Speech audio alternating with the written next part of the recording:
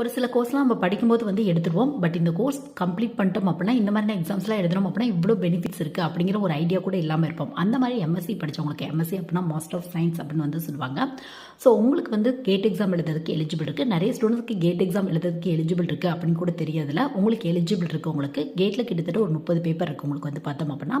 இதில் physics, chemistry, maths இந்த மாதிரியான பேப்பர் கூட இருக்குது. ஸோ நீங்கள் என்ன எம்எஸ்சி கம்ப்ளீட் பண்ணியிருக்கீங்களோ அது ரெலவெண்ட்டாக வந்து நீங்கள் சூஸ் பண்ணிக்கலாம். ஸோ இந்த கேட் எக்ஸாம் எழுதுறதுனால உங்களுக்கு என்ன பெனிஃபிட் அப்படின்னு பார்த்தோம் அப்படின்னா, உங்களுக்கு டாப் லெவல் காலேஜில் ஐஐடி, என்ஐடி இல்லை டாப் யூனிவர்சிட்டியில் எம்ஏ, எம்டெக் கோர்ஸ்க்கு அட்மிஷன் கிடைக்கிறதுக்கான வாய்ப்புகள் இருக்குது உங்களுக்கு.